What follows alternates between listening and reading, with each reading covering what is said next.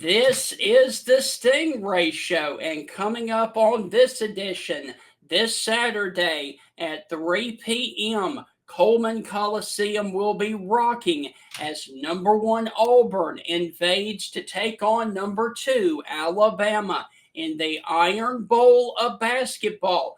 We will do a deep dive into this game first off right after this open with Stephen Pearl, coach of the Auburn Tigers, who is on staff, and the son of Bruce Pearl and Joe Gaither will also join us to talk about this game from the Alabama side right here on the Stingray Show. Hi, this is Tim Brando with a reminder. Those of you on Tide 100.9, look out. You're about to feel the buzz of Stingray. This is Stephen Ray, a.k.a. Stingray, coming to you live from Tuscaloosa, Alabama. I'm Heath Hopkins. I'm here in DeSoto County, Mississippi, right outside of Memphis, Tennessee. You know, Mark, I'm going to put you on the spot. Do you feel that responsibility to pay it forward and give some kid a chance coming up in the ranks, kind of like Tony did for you? Why do you think I'm talking to Stingray tonight? Thank you, man. I appreciate that. No, I mean, look, no. Heath, Stingray, Here's the deal. When you get involved with Texas, it's like getting married to a stripper.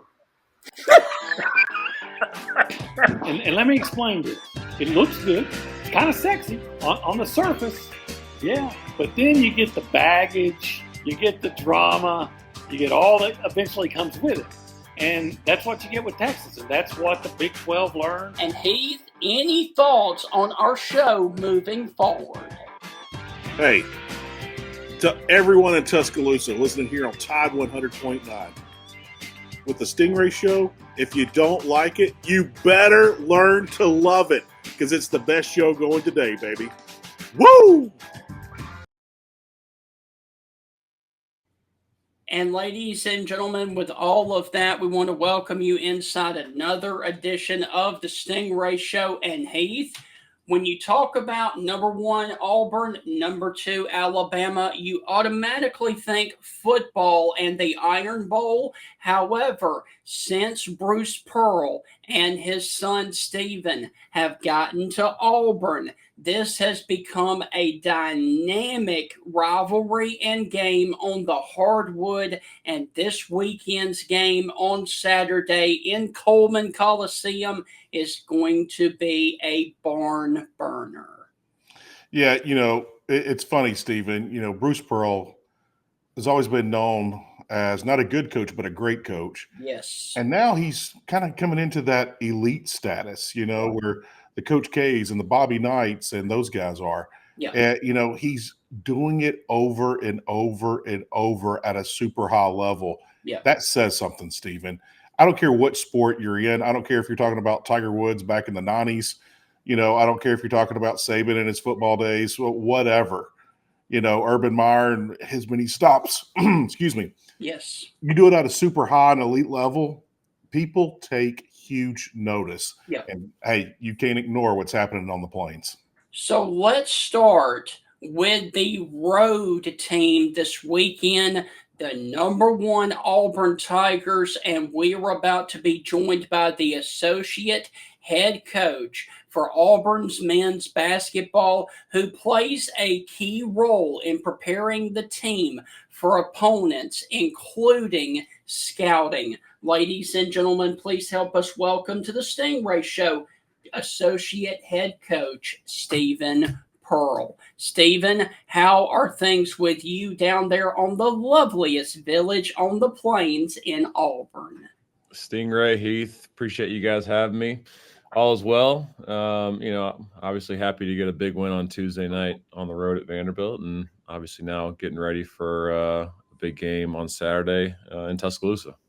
So, Stephen, I do have to ask you, because of the uniqueness of the Vanderbilt gym up there, how difficult is it to communicate with your players of having to coach under the basket rather than on the sides?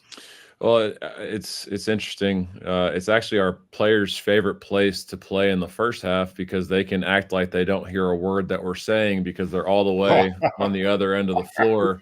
And then second half, they're right in front of us offensively. So it's, when I was playing at Tennessee, they actually wouldn't let the head coach leave the baseline. That's before they extended the coaches box to half court now, which allows the coaches to, get all the way to half court to communicate with their guys, which is great. But yeah, I mean, it's difficult, me being the defensive coordinator and Coach Burgomaster being the offensive coordinator, we're kind of pigeonholed to being under the basket. So we're trying to relay stuff to coach at half court, and it's really loud in there because we had, probably 5,000 Auburn fans behind our bench who were obviously, bringing the energy. It's difficult, but at the end of the day, you got to load your guys up with things that, we like offensively, and we got to obviously have a great game plan defensively for them to just, abide by what we do and our rules and, trust them to go out there and execute. Yes. To follow up on that, Stephen, it's easier for Auburn fans to get tickets to road games now than to home games. I find that absolutely fascinating. But you were talking about the 5,000 there at Vanderbilt, and I learned this when I was covering Travis Outlaw in high school. In first-round NBA pick out of Starkville High School, I was doing play-by-play for the team. And when they made it to the state championship, playing in the Mississippi Coliseum, they went down there for an extra day to practice, and they said, man, shooting in an arena is different than shooting in a gym. You played this game for a while. You're coaching this game now. What SEC arena is the hardest to adjust to for shooters? What's the hardest one? It's a good question. It depends. I mean, Rupp Arena sometimes, because it's such a big venue, can, sometimes throw a shooter off, but they got really soft rims there. So, I mean, I say this, great shooters, it doesn't matter what gym they're in. They're going to adjust to it, adapt to it, and find ways to knock down shots. It's the guys, that aren't as good shooting the ball that can use that as an excuse. But, any great shooter is going to go into any gym, figure it out pretty quickly. I don't think that there's really any issue until, you get into like a football stadium. It's like the Final Four, that's a little bit of an adjustment because the depth perception behind the basket is so vast because it's such a big venue.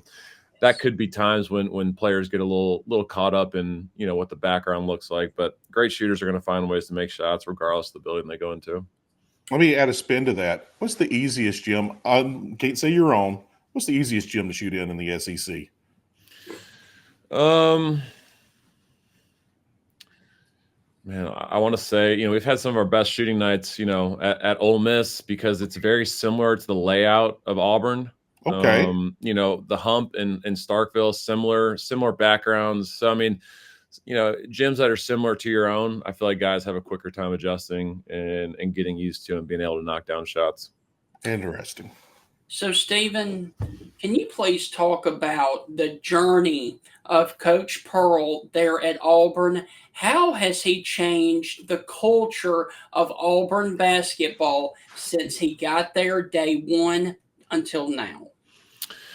I mean, that's 11 years, Stingray. That's asking a lot. I'm not sure if we can do that in 20 minutes. But, I think when I was a player, I didn't realize how much went into building a program, building a culture. And I don't think anyone does it as well as Coach does because he's been able to do it at, 4 different stops of programs that were towards the bottom of their respective leagues by the time he took it over. So Southern Indiana in Division II was able to turn them into one of the winningest Division II programs, won a national title, was a runner-up the year before. Right. Went to Wisconsin, Milwaukee. They were in the bottom of the Horizon League, turned them into a perennial power with Butler in that league at the time, went to a Sweet 16, got to Tennessee, a team that was struggling in SEC play, hadn't made the tournament in a while, went to 6 straight NCAA tournaments, won a couple conference championships, went to an Elite Eight. And then obviously coming to Auburn, Auburn was one of the worst Power 5 jobs in all of college basketball. And, you see the success that, he's had and our group has had in the 11 years. So I think, for Auburn specifically, it was about, re-engaging the fan base, re-engaging the alumni, re-engaging former players, because we knew early that we weren't going to be very good. Obviously we had a lot that we had to rebuild on, and we had to, bring in a bunch of new players. And to our first year's team's credit, they battled every single night, and they gave our Auburn fans something to be proud of. And, for that team to win 15 games in our first year, we may have had one high major player on the entire roster in KT Harrell, an Alabama kid that, obviously was really good for us. And, we went through some growing pains in those first couple of years, but it was about trying to establish the culture that we wanted and the kids that we wanted to have in our program. And I think it really started to click in years 3 and 4, when guys like Jared Harper and Bryce Brown and Austin Wiley, Horace Spencer, D'Angelo Purifoy, all guys that were on the 2019 team that went to a Final Four. Those were the guys that kind of got it started. Yeah. And really started to build this thing and to take it in the direction that it's gone into. And, I think Auburn has had some basketball history, has had some good, 5 or 6 year runs of good basketball. Cliff Ellis, Sonny Smith, those coaches did a great job when they were here. So I think the fan base was hungry for a winner. And you see that now with obviously the atmosphere we've created in Neville Arena. And like you said, Heath, like it's easier to get a road ticket than it is to get a ticket at home. So our fans are traveling. We go to Oxford. We got a couple thousand fans in Oxford. We go to Athens, a couple thousand fans in Athens. Wow. Hell, we go to Texas. We're in Austin for second game of the year. There's got to be 1,000 Auburn fans in the building. So it just it speaks to our fans and their desire to be good at basketball and their love for this team and this program. And I think Coach started to build that foundation early with the fan base, and now that we have obviously had some success, it's really paid off with the fan base and obviously the kids that we have in our locker room, the kids that we have in our program have allowed us to win some championships and win a bunch of games. So, Stephen, hold that thought. We are up against our first break. And when we come back, we are going to dive into the rivalry between Auburn and Alabama. That's on the other side of the break. You're listening to the Stingray Show. We will be right back. Welcome back inside the Stingray Show. Our guest this evening is Associate Head Coach of the men's Auburn basketball team, Stephen Pearl. And before the break, we were talking about how Bruce Pearl has changed the culture at Auburn. Now let's take it a step further. Talk about the rivalry between Auburn and Alabama that has really gotten exciting and really good on the hardwood over, I would say, the past 3 to 4 seasons. Yeah, I mean, you look at some of the best rivalries in college basketball. What are some of the names that come to mind, guys? Duke, North Carolina, Purdue, Indiana, Tennessee, Kentucky. You can name a bunch of them, right? Yeah. Auburn, Alabama has turned into one of the best rivalries in all of college basketball. And it's obviously, it speaks to, the state of basketball in the state of Alabama. You look at since 2018, you can check my math on this, but I think 8 of the last 13 SEC championships have been won by Auburn or Alabama. Mm-hmm. Like let that sink in a little bit. That just speaks to the quality of basketball. I think since we've been here in our regular season matchups, we're 10-10 against the Tide, 0-1 in the SEC tournament back in 2018. So, it's basically been a coin flip every single year in the matchups. And, obviously, I think this may be a bit of a hot take, but I think that's what you want on this show. Right. I don't think Alabama goes and hires Nate Oates if Bruce Pearl isn't at Auburn. I agree with that statement. I mean, and that's not throwing shade on anyone. I just think that, what Coach has been able to do at Auburn raised the level of expectations of other schools in this league. Yeah. And they said, listen, if Auburn can do it, we can do it at a high level too if we get the right person like Auburn did.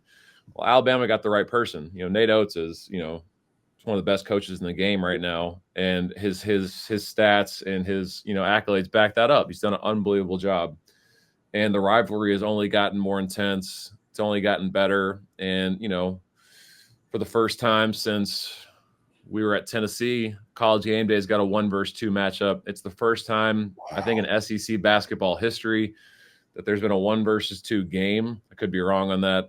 Wow. But I'm pretty sure like those are just some of the things. And it's 2 teams in the state of Alabama. Yeah. You know, historically football schools. It's the first Iron Bowl of any sport where there's a 1 versus 2 matchup. So the rivalry obviously is well and alive. And, you know, obviously while both fan bases are going to want to tear each other apart, I think you got to appreciate how far both programs have come and where it's at right now. Stephen, before I get to my question, if this is the second 1 versus 2 matchup, do you know what the first one is? Because the first one comes to mind is Arkansas and Kentucky, probably 1995, but I have no idea. That's my educated guess. Do you have any idea what that 1 and 2 matchup was? It was the Tennessee-Memphis matchup. Okay. When Coach was at Tennessee. And I remember that. There's been other 1 versus 2 matchups, but College Game Day covering the game. It's their first one since the Memphis-Tennessee game when Coach Cal was in his second to last year at Memphis, and BP was at Tennessee. So that was obviously Derrick Rose and that group, you know, against our team at Tennessee. So pretty historic game, and you know, hopefully it can live up to that one on Saturday. Stephen, here's a fun question for you. It doesn't matter what you do in sports. You can be a coach, you can be a player, you can have a radio show like us, you can be a writer, but there's always a couple of fascinating coaches across all sports that catch your eye and you kind of study and read about and hear stories about. Your boss, John Cohen, was fascinated with Mike Leach. He was able to hire him at Mississippi State before he passed. But who are some of your favorite coaches that just are like, man, that guy had it together. Man, I'd love to play for that guy. Or I want to learn from him. Who are some of those coaches for you? I mean, when I was growing up, like Bobby Knight was a guy I always wanted to play for. And I grew up in Evansville, Indiana. And, you know, obviously that was when, you know, and you look at the lack of success Indiana's had since then. Obviously, it's a great job, but it just speaks to how amazing Coach Knight was and everything that he did for that program and the success that he had. So that was one guy that I was like, man, like he's an acquired taste for a lot of people, you know. He like, was sick and tired of losing to freaking Purdue too. Yeah, and I mean, you know, most people like nowadays, no one could play for Bobby Knight because they couldn't handle that level of coaching and just that intensity. But for me, growing up, like that was a guy that I always wanted to kind of play for, and you know, I think BP had some of those same fiery qualities when he was at Tennessee. So I got to experience that firsthand when I played for him at Tennessee. So, Stephen, could you please briefly touch on the issues facing college basketball coaches with the NIL and the transfer portal, please? So I don't like to refer to them as issues because I think people that refer to them as issues are the ones that, you know, aren't adapting and aren't adjusting to the times that we're in. And I think that's why, you know, people are retiring or changing professions, or, you know, I think if that's the way you look at it, you're not going to be successful. You have to use it as an opportunity to grow and to get better in your profession. And I think, you know, you look at Alabama and Auburn, those are 2 teams that have really taken advantage of what the transfer portal can do and what NIL can do. You know, we look at the transfer portal as a, you know, it's a swinging door. You know, you're going to lose guys, but you can also bring guys in. You know, you can bring in guys like Walker Kessler, National Defensive Player of the Year, All-American. You can bring in Janai Broom, right? Yes. Soon to be 2-time All-American, and he's, you know, either first or second in the Player of the Year running right now. You can bring in guys like Mark Sears, Grant Nelson, Aiden Holloway. Like, it's been really good for teams that have, you know, opened their arms to it and used it to their advantage. So obviously I think NIL is, you know, it's a crazy landscape and it's always changing. And, you know, we're not really sure what the rules are going to be tomorrow, but based on what we're being told now, we got to operate within those rules and what that looks like. And we got to use it to our advantage right now. And I think guys that aren't willing to adapt and adjust are going to get left behind. And I think the programs that have wrapped their arms around it and used it to their advantage and, you know, been innovative and creative and things that they can do around it have had success. So that's kind of what I look at. The players obviously bring tremendous value to the universities and the athletic programs. They should be making some money off of what they're doing and the hard work that they're putting in. Does there need to be some guardrails? Sure. Yeah. But, you know, I think just like anything, that's going to take time to figure out what that looks like. So until then, we just got to obviously be we got to just be fluid in the situation and just adapt to it. And once it does figure out how they're going to go about it, we just run from there. But I think you got to just, you can't let it pigeonhole you into one way of thinking. You just got to be adaptive to it. Yes. Now, I know we're on the radio. Some people watch our show on YouTube, but watching you here on video, you got some fun stuff in your office. You got a guitar behind you. You got a net. You got a lot of knickknacks there. What game was the net from? And two, what's the most thing that people talk about in your office? We're like, what is that? Or where'd you get that? Or what's that from? So this is the 2020 SEC championship with Jabari and Walker at home, and this is last year's 2022 SEC championship, and this is the 2024 SEC tournament championship in Nashville last year. So I was able to steal a few of those. I got all of our hats from SEC championships.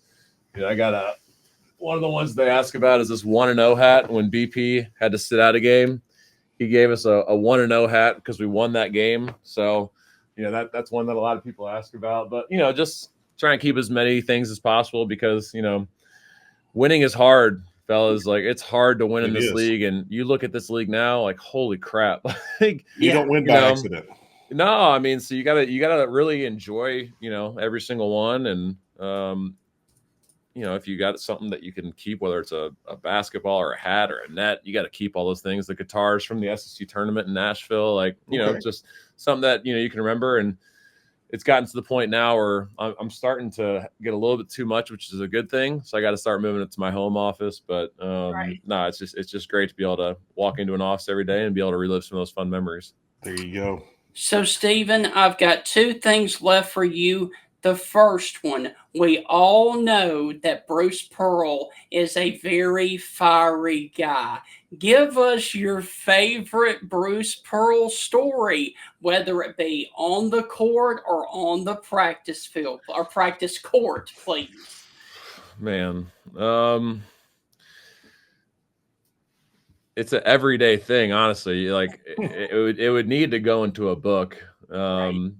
But I would just think like some of my favorite things from Coach are just like in some of the most intense moments, like when we're, trailing on the road, he'll say something that's just like so funny and off the wall to the players and huddles just to like get them to relax a little bit, and I think that's what makes BP so unique is that he's able to, switch it up like that and really, tight pressure moments. But no, it's just things like that you remember throughout the years and just his relationships with the players and, how he's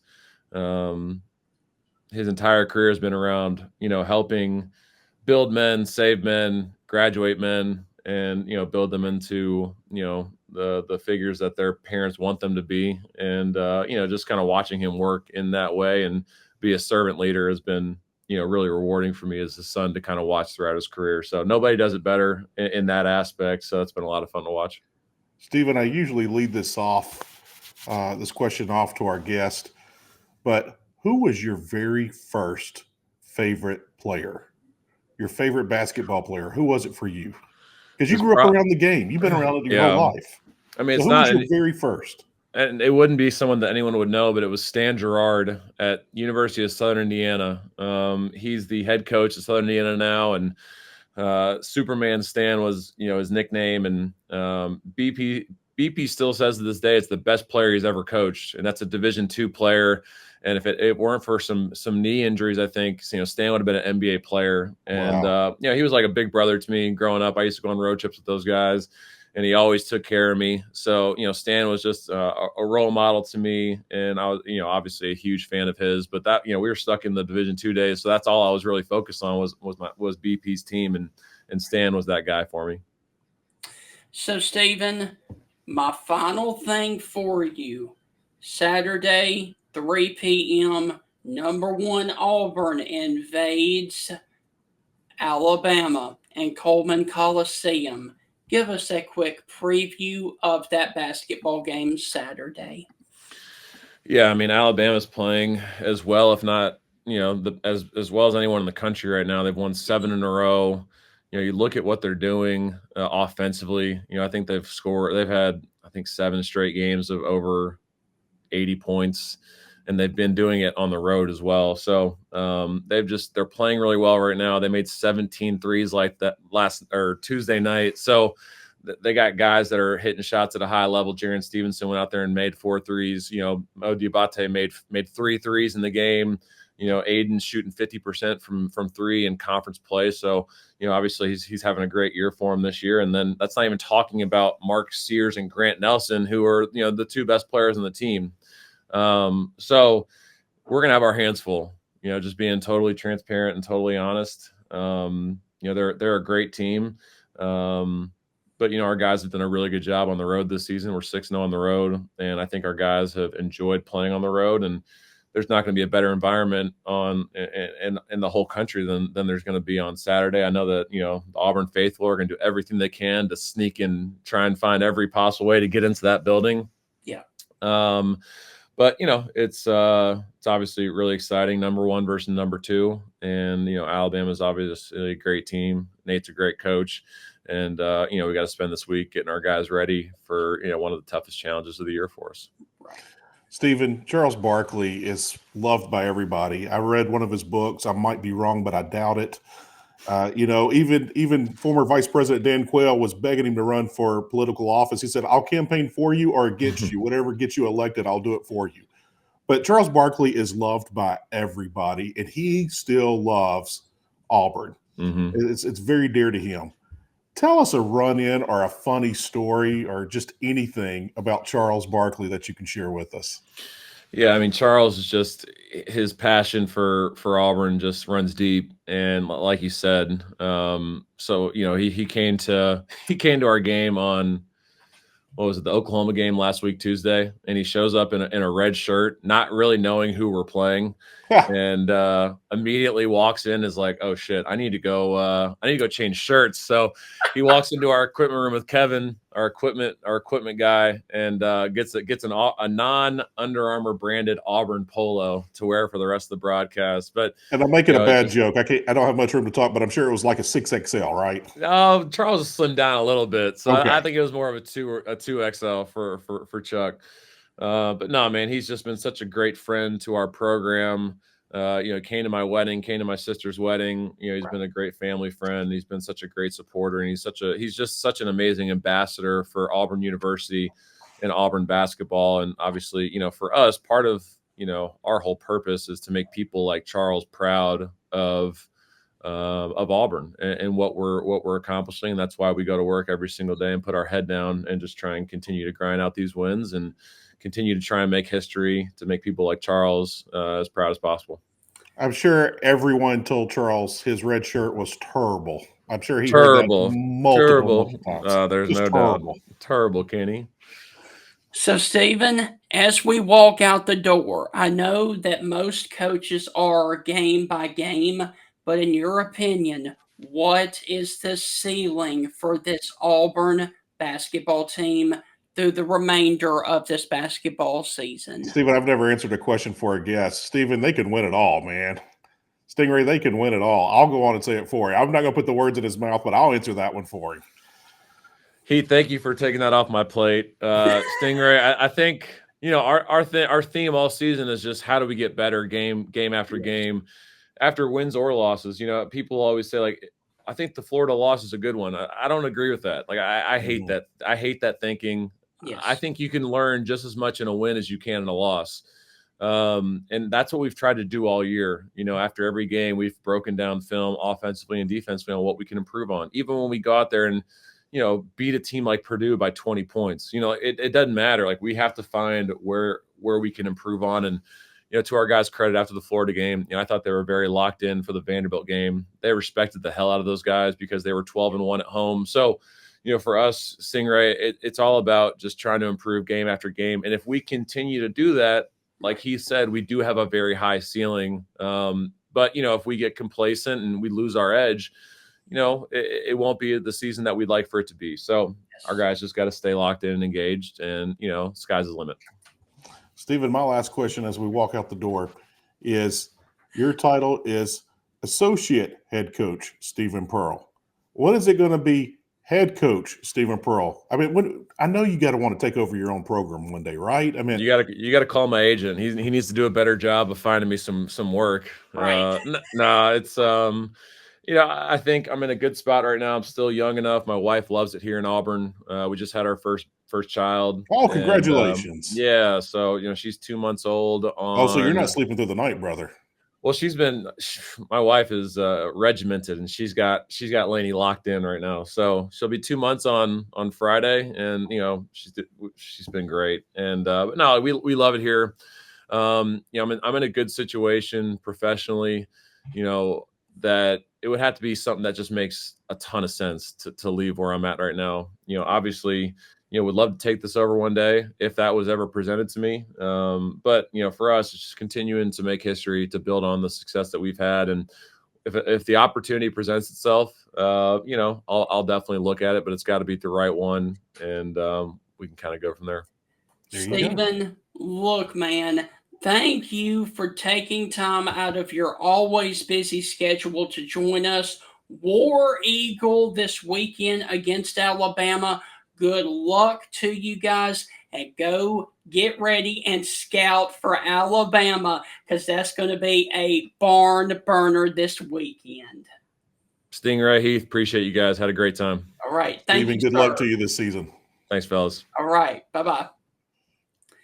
All right, so guys, that is going to wrap up the 3 segments right there with Stephen Pearl, the associate head coach of the Auburn Tigers. We really do want to thank the Auburn Athletic Administration and Stephen for setting up that interview with us. That was a blast. Yeah, my heart goes out to the Peyton and Eli Mannings, the Shane Beamers, the ones that have had fathers or brothers do it before them. There's extra pressure on them, right? And I love John and Jim Belushi that were both on Saturday Night Live, and they told Jim Belushi, he's like, "Well, you're not as good as John," and he goes, "Well, who is?" And that was an accurate answer. There was hardly anybody on the planet that was better than John Belushi at the time, but Jim Belushi was excellent himself. So, a guy like Stephen Pearl, does he have some things going in his favor with his last name? Yes. But does he have things stacked against him because of his last name? He does. And I just pull for guys like that because they've got to work a little extra harder to prove themselves at times. So, Heath, are you ready to talk about the number 2 ranked team in the country, the home team, the Alabama Crimson Tide? No, not right now. Let's do that sometime next week. Yeah, let's do it, man. All right. So we are going to transition to Alabama right after this commercial break. Joe Gaither, host of the Joe Gaither Show from Bama Central, will finish up the Stingray Show with us right after this, talking about the hometown team and going into the Auburn matchup right after this. Good old Joe, man. Good old Joe. Welcome back inside the Stingray Show. We just finished up with Stephen Pearl from Auburn, and now let's talk about Roll Tide and Alabama's matchup with Auburn, and we're about to dive into that matchup with Joe Gaither, host of the Joe Gaither Show on Bama Central. Joe, how are things with you on this Thursday evening? Oh, Stingray, things are great. We're getting excited for Saturday. Is there a basketball game Saturday? Yes. Let me double check. Yeah, actually there is. Right. There's a couple of them, and we're excited for one right here in Tuscaloosa. Yeah. So, Joe, briefly, let's go back to Tuesday evening. Alabama scores 103 points in the win at Texas. However, they had glaring 17 turnovers. Give us a recap of the win, but sloppy win with the turnovers versus Texas. Yeah, it's just one of those. Alabama, another instance where the talent is obvious. Yeah. You see the 103 points, and you see the 3-point shooting percentage was almost 60%. So shooting outside of their minds, but carelessness on the offensive end. Now, I mean, helped out by Texas not shooting as well beyond the arc. Trey Johnson having a really good game, but their depth is not the same as Alabama's. You're not going to turn your nose up over any SEC road win, especially when you're won by 23.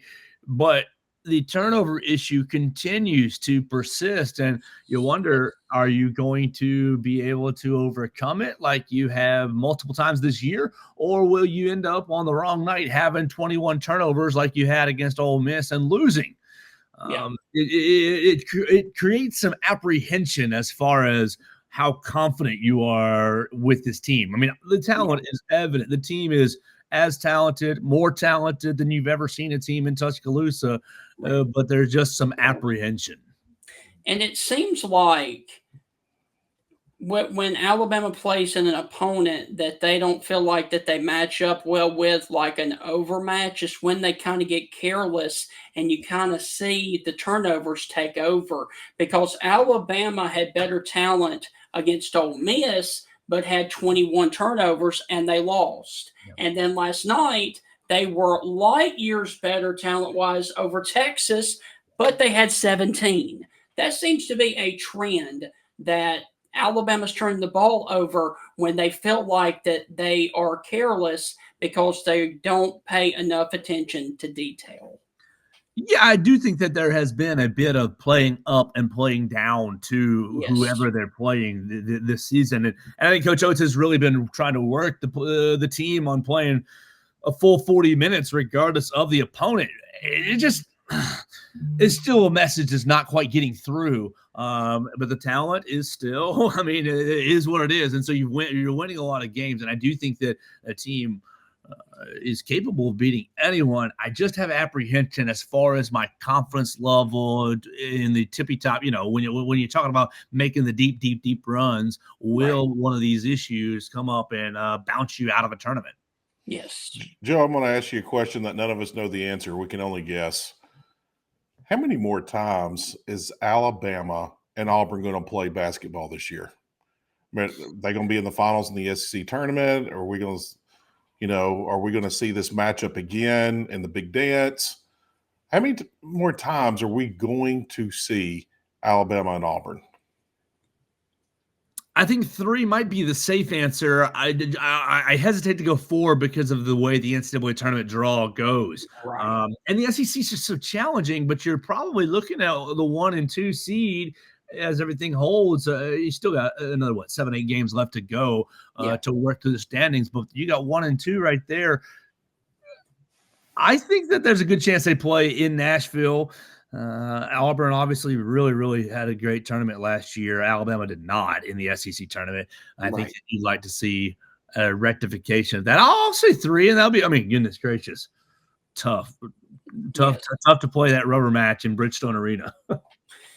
And, Heath, to your point, the last regular season game for Alabama this season is at Auburn. That's going to be a doozy with them walking in there to Neville Arena. And the loser of that game, because we don't know what the rest of the month of February is going to hold, much less the month of March. But the loser of that game could be knocked down to a 2 seed. Now, heck, they both could be 4 seeds by the time we get there. I highly doubt that. But the loser of that game could be knocked down to a 2 seed. Hey, one thing I want to add, gentlemen. We've heard SEC coaches talk about it, nag about it, complain about it. They hate that the championship game of the SEC tournament is played on Sunday. They said it makes their guys tired. Yeah. They're down. And we have seen guys who have definitely got their seed very firm, or they're like, hey, we don't care if we're a 4 or 5 seed in the tournament, that they're not playing at a high level. They take an early loss. They come home and rest and get ready to make a big run. I wouldn't be shocked if we saw that from both of these teams come the SEC tournament, and yet I won't be shocked at all if they're playing on Sunday for the championship either. So this is crazy, but I do know one thing. As many times as we get Auburn and Alabama this year in basketball, I'm going to watch. Yeah.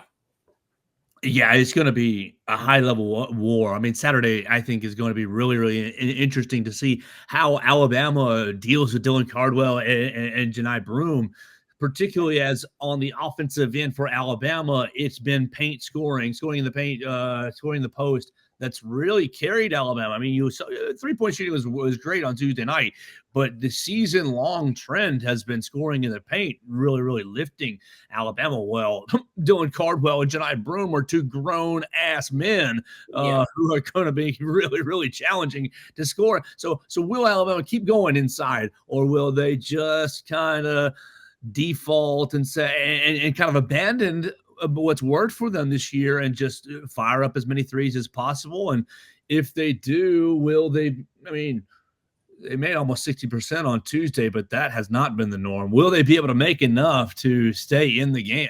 I think you're looking at really an interesting stylistic clash between the two teams, and you got depth. I mean, both teams just rolling talent off their bench. Heath, I'm with you. I think any matchups that you have between the two programs are going to be appointment television.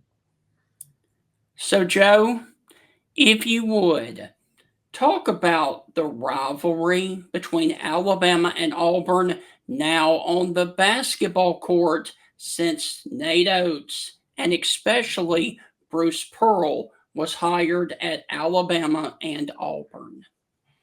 So Bruce Pearl was hired there in 2014, and then it takes a while for Nate Oates. We talked about it before. They hired Avery Johnson in 2015. Yeah. Didn't really work out, that experiment. But Coach Oates comes in 19, and you have essentially, since 2019, no disrespect to Kentucky, Tennessee, I guess Arkansas, you've got the two best teams in the conference right here in the state on the whole. I mean, of course, God, 2022 is not, or 2023, what was the J.D. Davison year? Not really that great for Alabama. But over the course of Coach Oates' 6 seasons, you have been competing for SEC titles and making tournament runs. I think I saw it was only the second or third time that Alabama's going to go to 5 straight NCAA tournaments. The bar has just been raised. I think you blame or credit Greg Sankey for trying to emphasize basketball. And really, you're seeing the emphasis pay off. How many number 1 seeds will the SEC actually get this year? Right. That's crazy to think that they could be in contention for all 4. I think that's probably not going to happen, but you could argue that they could get all 4. Right. You know, Joey Brackett's, Joe Lunardi from ESPN, earlier this week released his bracket of teams he thought was in and out. The SEC not only had 13 teams in the big dance. The first team out, Arkansas. Can you imagine 14 of the 16 SEC teams making March Madness? That is insanity. To have a league that deep, I mean, you can even just look at Alabama's next 7 games. It's ridiculous. All the focus is going to be on the Auburn game, but the next 7 games are just absolutely loaded, stupid loaded with top 20 talent, top 15 teams. You're playing Missouri, Kentucky, Tennessee. I mean, it's just there's no off nights. And so when you're predicting the league at the start of the year, I was sitting there thinking, okay, you're going to have to be 4 losses will keep you in championship contention. Well, now your leaders just have 1, Alabama and Auburn. Just have 1, and sure, 4 losses is still kind of in play for both Alabama and Auburn. But as you go down I think these 2 Iron Bowls of basketball are going to actually determine the league champion. It's just ridiculous how talented and how deep the league is. Even last night, even Tuesday night, Alabama's win over Texas. Texas is not a bad basketball team.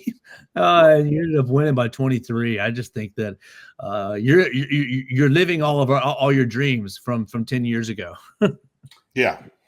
So, Joe, break it down for us. Who wins Coleman Coliseum Saturday? Number 1 Auburn versus number 2 Alabama.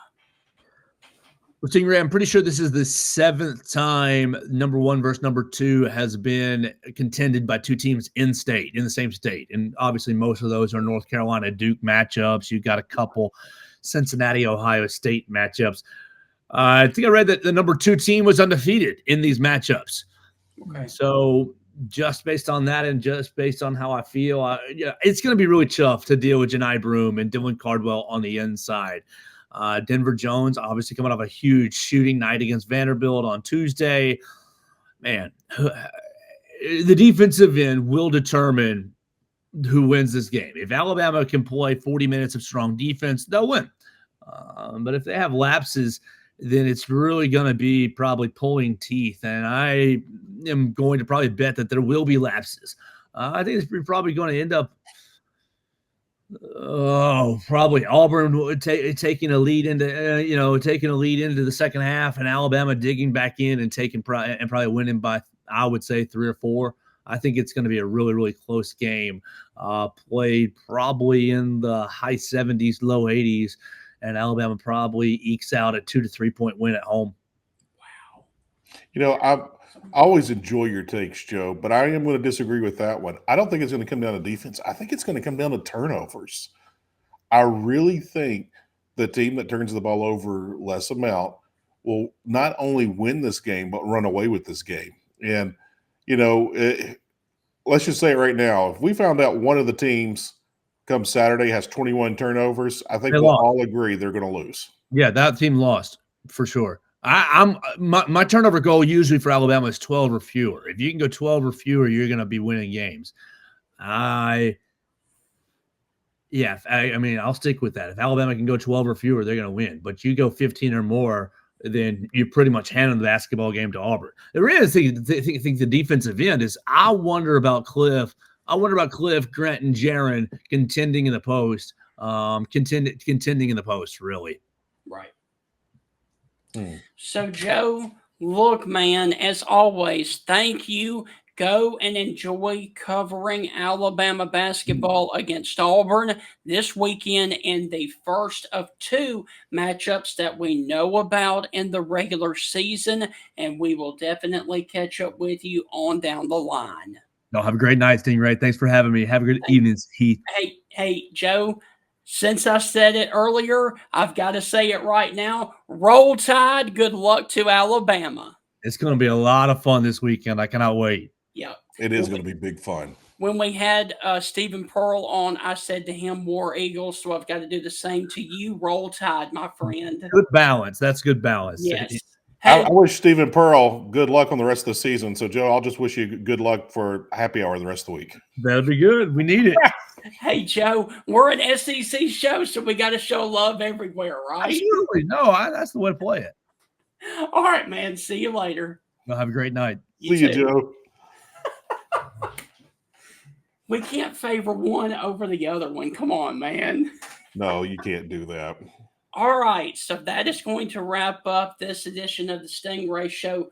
Tomorrow evening, which is Friday, we have Alabama baseball that is starting at 4 o'clock. So immediately after Alabama, we will be joined by Adrian Morales, the former South Carolina Gamecock who won 2 national championships with South Carolina. So tune in and stay tuned after Alabama baseball tomorrow evening about 7:30 when we will be joined by Adrian Morales to talk about his baseball career at South Carolina. Have a wonderful rest of your Thursday evening, a wonderful Friday.